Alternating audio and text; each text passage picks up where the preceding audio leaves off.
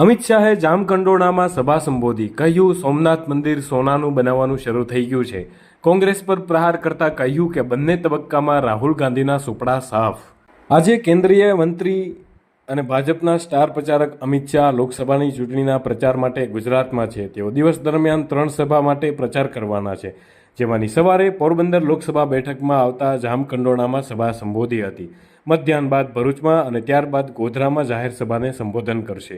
આ ઉપરાંત તેઓ વડોદરા શહેરમાં રોડ શો કરશે, જેમાં તેઓ ખુલ્લા વાહનમાં લોકસંપર્ક કરશે।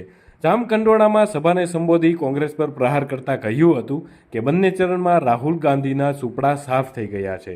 અયોધ્યામાં રામ મંદિર મુદ્દો કોંગ્રેસ સરકાર 70 વર્ષ સુધી ભટકાવતી રહી। આખરે મોદી સાહેબને બીજી વખત વડાપ્રધાન બનાવવામાં આવતા જ તેમણે રામ મંદિર બનાવી સમગ્ર વાતાવરણ જય શ્રી રામના નામનું કરી દીધું। વધુમાં તેમણે કહ્યું હતું કે સોમનાથ મંદિરનું સોનાનું બનાવવાની શરૂઆત થઈ ચૂકી છે। સાંભળો આ આખા જ સંબોધનમાં અમિત શાહે શું કહ્યું।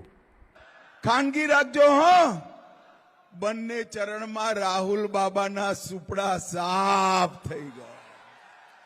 પૂર્વ પશ્ચિમ ઉત્તર દક્ષિણ મધ્ય જ્યાં જઈએ ત્યાં મોદી મોદી મોદી મોદી મોદીના નારા સમગ્ર દેશની અંદર ભારતીય જનતા પાર્ટીના કાર્યકર્તાઓનું સ્વાગત કરે છે।